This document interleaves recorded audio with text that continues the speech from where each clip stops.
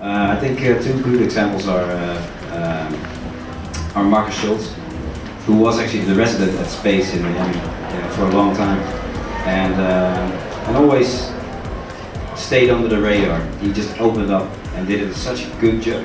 Did such a good job that he started to, getting noticed by the big guys who came in. And now, because he was asked, to do this around the world for other guys, now he's, traveling on by himself on his own sort of like strength. The problem is actually that the clubs are not clubs anymore. That it's mostly event places where every Saturday someone comes in and brings a different crowd and different. It's always, there's no clubs anymore that has no main artist anymore from somewhere abroad. Johnny Fontana, half amazing TV.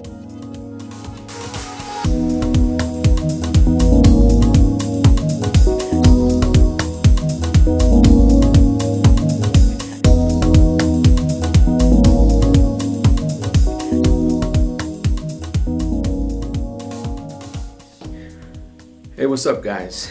I want to have a deep conversation with you, right, on a particular matter. Now, again, it's not for everyone. It's mostly for my hardcore subscribers, but at the end of the day, I put this information out for everyone, right? But before we get into it, let me give you some context, okay, so you have an understanding of where I'm going with this video. You start following people on Instagram and it's a disaster. They're all pushing like, it's all about champagne and private planes and you can get it too and just sign up for my course, and everybody's falling for it. I just think that we're living through an incredibly fancy culture of entrepreneurship. Entrepreneurship and CEO status is quite sexy. People are selling a lifestyle that is filled with lots of fun and trips and champagne and bikinis and bling bling and all sorts of horse shit, right? And so I'm giving real advice, and real advice looks like this. When you're 19 and you can spend 7 full years learning your craft, meeting people that are mentors, being patient, and you wake up and you're 26 years old, you have your entire life in front of you and you've done great foundational work to go on and then be successful. I think it's important. I think the other thing that's important is to shift the context completely the other way, which is what is really winning, right? Like, what is the definition of winning? And I think we all have different definitions, but I'm awfully scared that it's pressuring the people that follow me into trying to achieve things that they don't necessarily want. They just think it's the thing you do if you're trying to be a successful business person. I have friends who make $47,000 a year and are the happiest people I know. Their work-life balance is on point.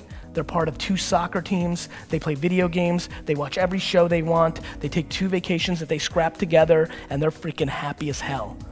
And I know tons of people who I grew up with in the Silicon Valley boom who have hundreds of millions of dollars in their bank account and are as miserable and as lonely and as broken as you'll ever see. So I implore all of you to please reverse engineer and figure out who you are and figure out what level of monetizing and stuff you need and what level of creativity you need. I promise you one thing that will catch you very off guard. I should be way more rich. I leave money on the table every day. All right, so that was Gary Vaynerchuk, a very popular guy. We're actually similar. We're both from Jersey, but he's more of an extrovert, which means that he's, he's outgoing, very narcissistic. He likes the attention, right? Whereas for me, I'm the opposite. I don't like the attention. But we both have an understanding of people. You know what I'm saying to you? We understand what people are thinking. We understand the social and the human dynamics of things. That's why, I'm good at reading crowds, right? I'm really good at reading situation in advance. Like I can tell what trends are coming because that's just the kind of person who I am. That's how my brain functions, right? But with that said, there's something in the air that I've been sensing.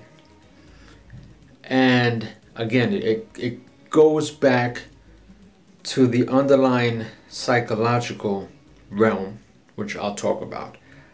But a lot of you don't really understand success. And I'm saying this because I care.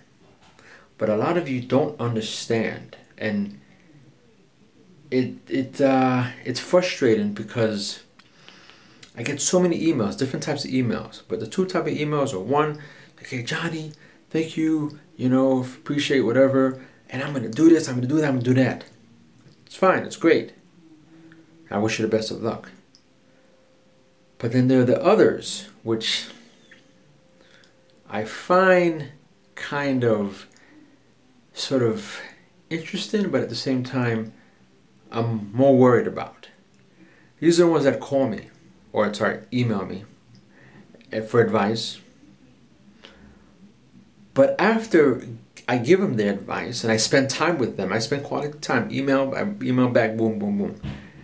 Now they start to flip and start to want to give me advice. Johnny, you know, you should be this, you should do that, you know, you need more subscribers, I get where that comes from. Don't get me wrong, I understand, yeah, you know. But there's one thing. A lot of that, okay, I'm not saying all of you. And I know one subscriber, he's the one that actually prompted me to make this discussion, which I talked to him today. It's not you, all right? But you almost went there, but I just want to make this video so people have an understanding, all right, of what's going on. There's a place where people, they thrive on negativity. It's so easy, and I've been talking about this more, and I think with the political climate in the States and other places in the world, it's easy to sell negativity. It's easy to be cynical. You're protecting your feelings. You don't want to be tricked. It's hard to sell positivity. People are poking at that always. It feels better. It's tough to see it when you don't have it. I'm empathetic to that. And I don't think one's right or one's wrong. I just know what Lizzie and I are comfortable with. And that's Lizzie and I. And it's very cute and nice that there's lots of books written about what we should do. And it's very nice that you have opinions of how I should do it. But I don't give a shit. No, but I want you to tell me you struggle with that, maybe. But Do I you don't. struggle trying to, okay. Then I feel even worse. Then I feel even worse. Then I feel even worse. Then I feel even worse. Let me tell you what I struggle with if you're looking for something. I struggle being completely petrified of anybody that I love dying. Like crippled. Okay? They see themselves, they want this, but then they see others who aren't quite making it or who don't have the glitz and the glamour based on what they see on YouTube, right? And they use that to say, oh, well, hey, you need to do this, you need to do that, you need to do that.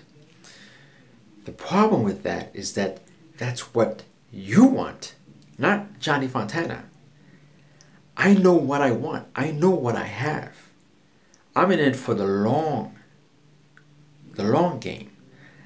The stuff that I do, it's not for popularity. It's not for, you know, for subscribers. I keep telling you, I'm not interested in 500,000 subscribers.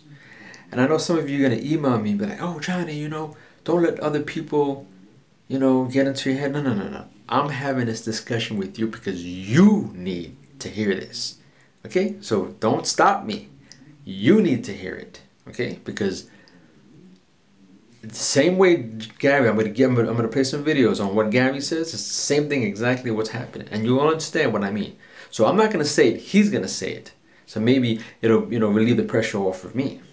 You know, I think one of the biggest reasons I don't tell anybody how to parent or how to map their ambition or give relationship advice is we all have different stuff. You know what I'm saying to you? But we all have our own successes, and you have to understand your level of success, what you want to do. See, when I was in Japan in 1999, I saw Frankie Knuckles. I went to a club. I wasn't there thinking, and I was what, maybe 19, 20 years old.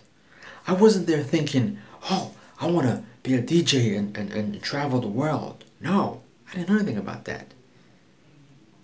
All I knew was that he was a special person, and I respected that level of his success. I wasn't out to be him.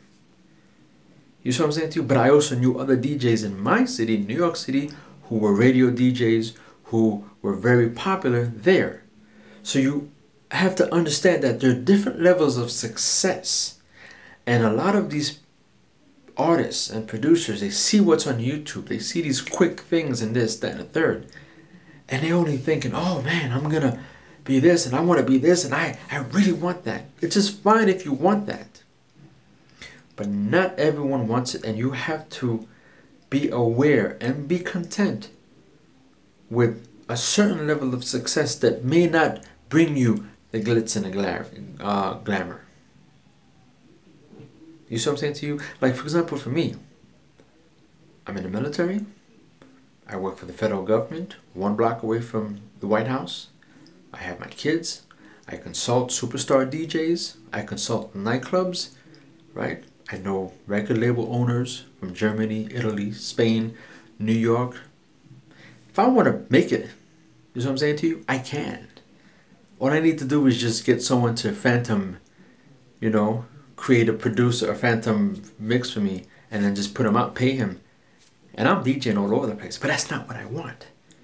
You see what I'm saying to you? I'm not interested in going now, how things are now, going to a club where they have no idea, you know, it's just the default crowd. I'm not interested in that. I'm not interested in going and spending nights at hotels all alone and stuff like that. No, I have 2 children. I'm gonna have 2 retirements by the time I'm retired before I'm 60. You see what I'm saying to you? I have things that I'm doing, but also I understand that I have my strengths and I have my weaknesses. That's why I wanted to do a video for us to share our strengths. Like, we need photographers, we need, you know, graphic designers, we need people that are in the industry that are beyond music. You know why? Because DJing and production is not always going to make it, and you know this. I don't have to tell you that. You see what I'm saying to you? Like, there are other, and especially if you want to become a DJ or producer, you have to be a brand now. So which means that you have to offer other things besides music and DJing, right? So when you go to a DJ or nightclub and you want to ask the DJ, you don't go there saying, hey, I want a DJ. It's like, what else do you do? What can you offer us? You see what I'm saying to you? So it's no longer just you just showing up, right? And a lot of kids right now, they don't understand the local success. You guys into techno, right? Okay, listen to this big techno DJ, what he had to say maybe, I think 5 years ago about the residency. Cut 2, go. The problem is actually that the clubs are not clubs anymore. That it's mostly event places where every Saturday someone comes in and brings a different crowd and different. It's always, there's no clubs anymore that has no main artist anymore from somewhere abroad, and the residents only play the beginning or the end. So for the career of a DJ, it's basically, I think, from the time when we started, we all played this little clubs, you know, where you play from the beginning to the end. You understand how you program a night, what you do in the beginning. As I said, all the resident DJs make the program to play too pumping whatsoever to make the crowd going.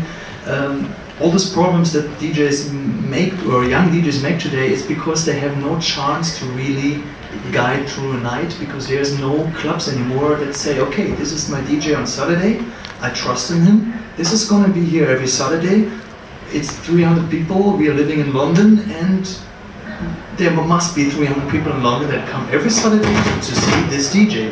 No, every club has the resident DJ plus always books him, me, or him. You know? And therefore it's really hard to really get a good experience over the years and get a crowd, get like a scene. All this is a problem because the clubs don't see themselves as clubs anymore. Mostly it's just locations, and they are rent out to someone that throws a party. And this is, I think, this is a key problem of the younger generation actually. Okay. So even he's saying it. So when you have these DJs that come in and say, oh, we're gonna do open and close, guess what that is? That's a total slap in the face to you. Because you think if I have a nightclub, and if I'm DJing at a nightclub and I'm the resident and I'm the local hero, you're gonna come as a guest DJ to play open and close? That's my people, my room, my house, and you're gonna play open and close? You must be kidding me. But because there are no residencies now, so people can come in and go, because no one really understands how to work a room, because they don't spend enough time in the room. They're always traveling and making money, which is fine. But there's a cost to pay for that. And some people are happy with that. So I'm not upset that you guys give me opinions and stuff like that, but I'm more worried of the fact that you don't understand local success. You don't understand that while you're sitting here fighting for this, you could be fighting for here and be so much happier here than you are here. You see what I'm saying to you? So listen to the video, okay? And if you want, email me with your information, whatever you do. If you're an artist, if you do other things besides DJing, whatever, I will help you. I will promote you. There's this guy, Jack Lord Knife. He's a barber. He commented on my video today. I thought he was just a local barber. When I clicked on his video, the guy is from Spain. He lives in Norway.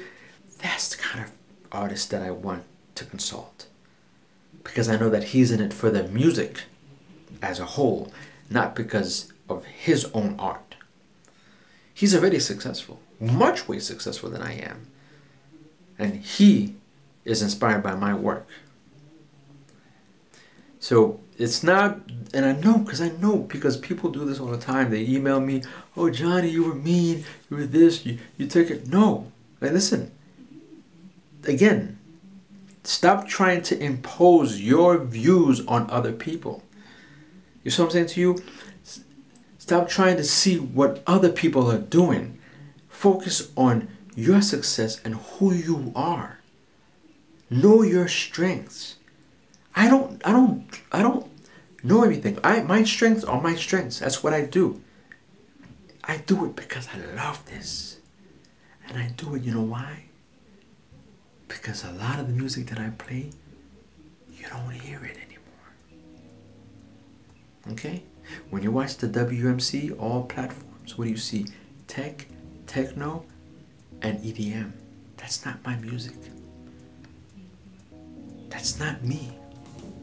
All the legends, the great house music DJs, you don't see a lot of views. But they should have more views. But that's not the trend now.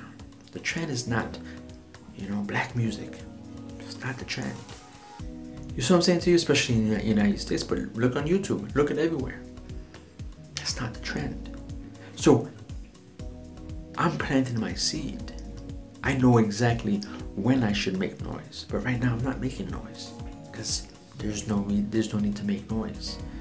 When my time comes, if it comes, I'll take it. But right now, I'm just planting the seeds.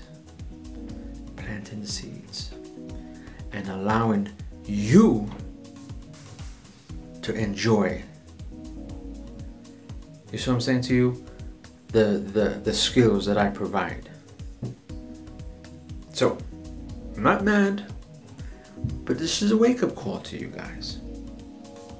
Start cultivating other skills. Start working on your own. Because if you have all this information and all these tricks to show me how to become whatever, you should be doing it yourself. You see what I'm saying to you? I'm not a marketing guru. I'm not a promoter. I'm not good at that. I'm not good at social media and, hey, look at me, I'm not good at that. It's not who I am. So if I ever want to be that, I will pay someone or get someone that I know that can do it for me. That's why right now, all the music, everything is done like a one-man band. There are no musicians, no more engineers, no more mastering, no more, you know, people that actually produce, that actually can arrange different musicians and artists and put them together and create music. Everything is one person, one person, one person. I can't do it all myself. I'm not a promoter. You see what I'm saying to you? And that's not who I am.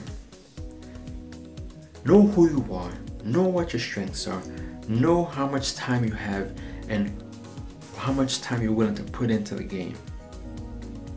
Alright? Listen to the video. And I have the next video, man. You're gonna really enjoy it, man. Promise you. Johnny Fontana, Half Amazing TV. We out. I'm looking to impact every generation that comes behind me because I want to show that you can build all-time wealth, all-time greatness, doing it the right way and the old way. That's what I'm up to. So, going back to the beginning of my talk, you need to deploy serious self-awareness and figure out who you are. I implore you to start matching your work ethic and your actions to your mouth. If you're gonna be a billionaire, you need to realize that most people that create $1 billion worth of wealth don't do anything besides work every single day of their 20s and 30s. All of them. Every person that works at VaynerMedia has taken more vacations in the last 13 months than I did in my entire 20s and early 30s.